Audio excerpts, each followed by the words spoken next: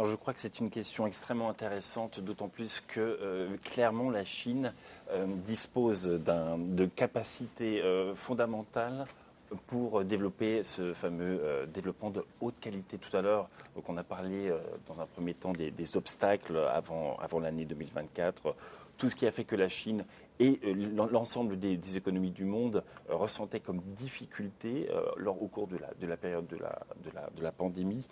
Maintenant, il est très clair que la Chine est là énormément d'avantages pour faire face à la crise et pour maintenir une croissance d'une stabilité incroyable.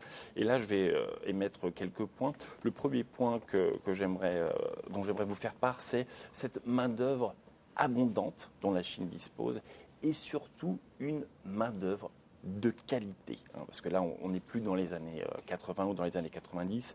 La plupart des étudiants chinois ont eu l'opportunité d'étudier à l'étranger, mais disposent eux-mêmes de campus universitaires, de politiques favorables à tout ce qui est entrepreneuriat en Chine.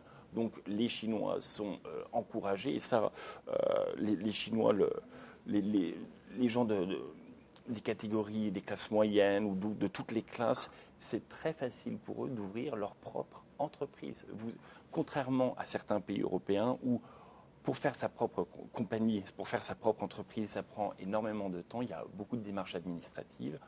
En Chine, en 2 temps, 3 mouvements, les choses se font. Ça, c'est un avantage qui est indéniable. Et tout ça, c'est bien sûr effectué sous l'impulsion du gouvernement chinois.